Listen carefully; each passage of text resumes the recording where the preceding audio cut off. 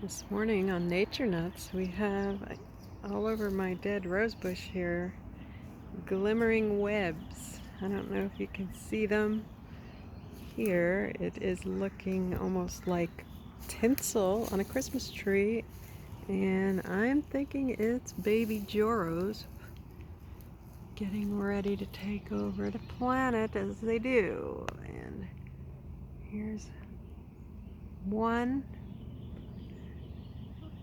Maybe. Could just be a regular spider, but I don't know.